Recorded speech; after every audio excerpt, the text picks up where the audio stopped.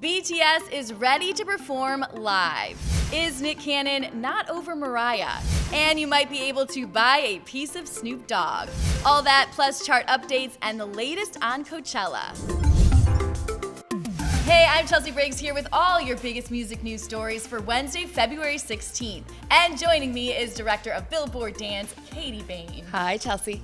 I'm so excited for today. Me too. There is a lot going on. A lot is happening, so let's get started. Good news for the BTS Army. The fellas are returning to Seoul with 3 in-person concerts this March. And this is a very big deal because they haven't performed in Korea in over 2.5 years.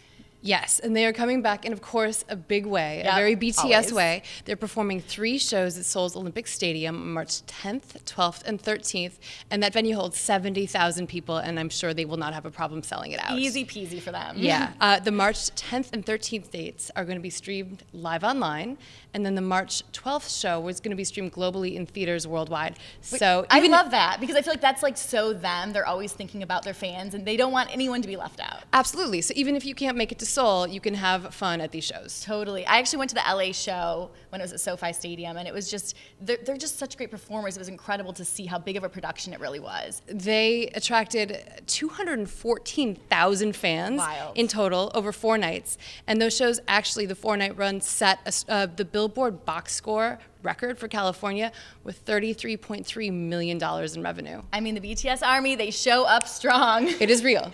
I have to say, I love hearing this happy news about BTS because the guys have been going through a lot lately. 4 out of the 7 members are just now getting over COVID, and I just found out yesterday V tested positive for COVID. He did indeed. He went to the hospital yesterday and received a positive test. He's only showing mild symptoms. He has a mild sore throat and a mild fever. So he's at home right now undergoing treatment while waiting on further guidelines from the health authorities. The good news is that he has not been in touch with any other members of the group. Great. Well, obviously wishing V a very, very speedy recovery. Absolutely. Get better soon. We need you. We need you at those shows. Yes. Nick Cannon revealed a new song this week, and it looks like the TV host and rapper may not be over his ex-wife, Mariah Carey. Katie, 4 words, they always come back. For better or for worse. Truth. So yes, indeed, Nick released a new song. It's called Alone. He dropped it on Valentine's Day, and it samples Mariah's 1990 classic single, Love Takes Time. Okay, let's listen to it. I don't wanna be here alone. I've been trying to keep my distance. Okay, now let's take a listen to Mariah's original. Inside, 'cause love takes time. I mean, it's interesting he's doing this because he has 8 children. He just had his 3rd in less than 12 months. Like, he's not feeling alone. I'm sorry. I don't feel bad for him. Well, me neither. And I mean, he doesn't mention Mariah by name in the song, but the Okay. lyrics definitely seem to reference recent real life events. I'm just going to read you some. Please. Okay. As much as I want you back, probably better where you at. Because I am still running the streets, still all in the sheets, having babies, models and singers and actresses saying they pregnant by me. I mean, at least he's self-aware. Sure, at least there's that. And of course, Cannon and Carey were married for 6 Yep. years before they split in 2014, and they shared twins Moroccan and Monroe. What's the saying? You don't know what you've got till it's gone. I feel like it's a case of that right now. Like, him and Kanye need to be like consoling each other, hanging out. In the studio, drowning their Totally. sorrows with beautiful music. Absolutely. Yes. All right, coming up next, Adele has broken her own chart record, and we've got a recap on the Verzuz Valentines Day special that caused a little bit of backlash.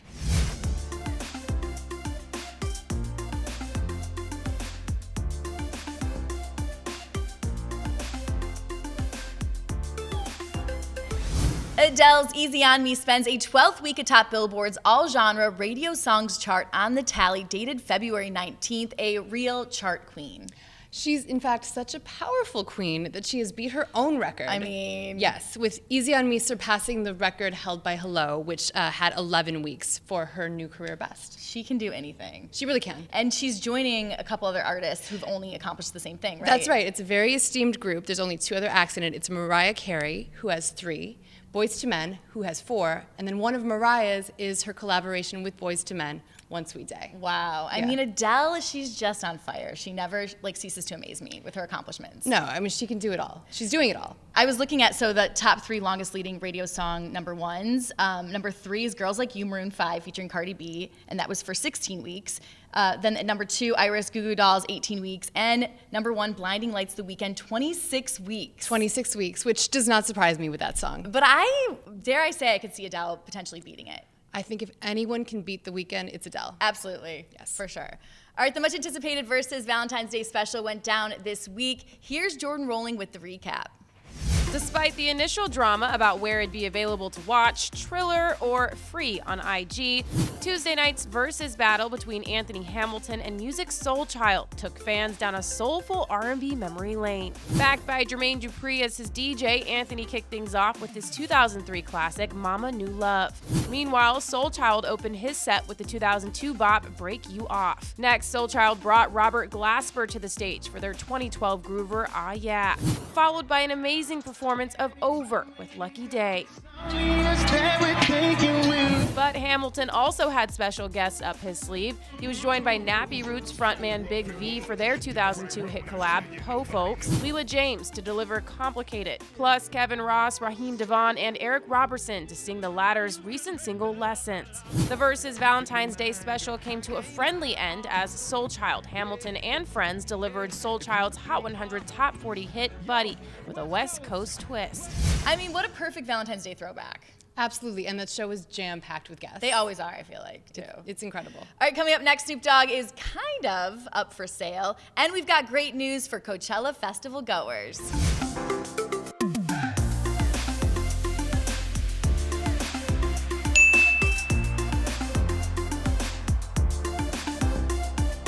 On the heels of his iconic Super Bowl halftime performance, Death Row Records' new owner, Snoop Dogg, just announced Death Row will be the first ever NFT label. This is huge news, and he announced it during Clubhouse yesterday. He said this exact quote: "We will be putting out artists through the metaverse, just like Death Row broke the industry when we was the first independent to be major. I want to be the first major in the metaverse."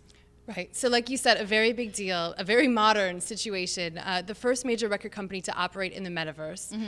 But Snoop is no stranger to NFTs. He's been doing this for a while. In March of 2021, he announced he'd be releasing his first NFT collection, A Journey with the Dog. And then last September, he claimed he was the Twitter user Cosimo de Medici, which owns hundreds of NFTs. I love that he was just doing it like incognito, like under the radar, and then finally pops up and he's like, "It's me." He was definitely doing his research, for sure, for sure. He also revealed that he'll be making his new album called Back on Death Row, available via blockchain.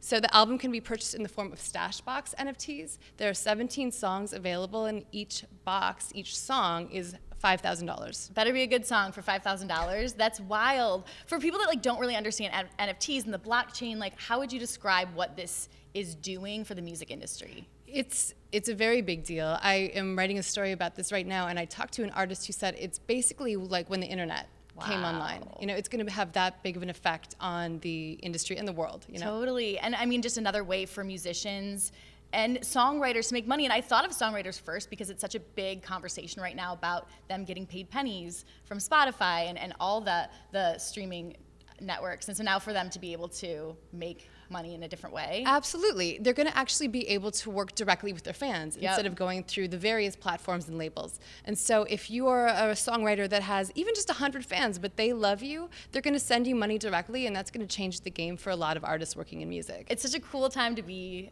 alive and be a part of this, to watch it firsthand. I think it's so cool. Really is. It's a big deal, and it's happening very quickly right now.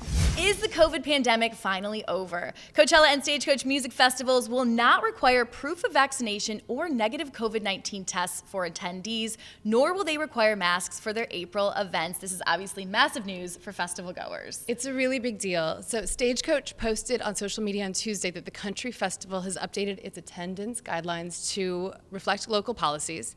The website states, by entering the festival, attendees voluntarily assume all risks related to the exposure of COVID-19. Of course.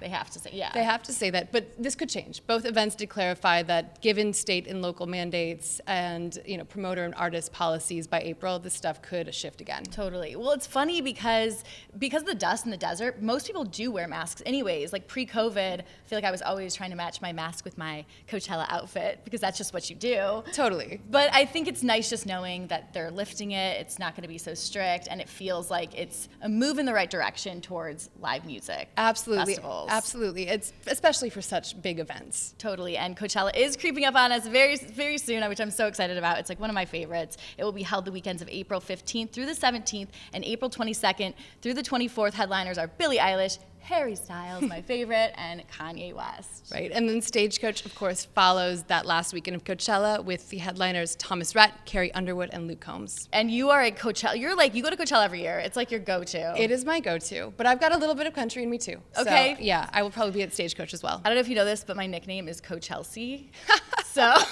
that's how much you love it. So I'll see you in the front row. See you there. Harry Styles. Perfect. Swedish House Mafia. Plan. Let's go. All right. All right, that is all we have for today's show. Thank you so much, Katie, for hanging out with us. Thank you for having me. It's been a pleasure as always. Yes, and thank you everyone for watching. We will see you tomorrow.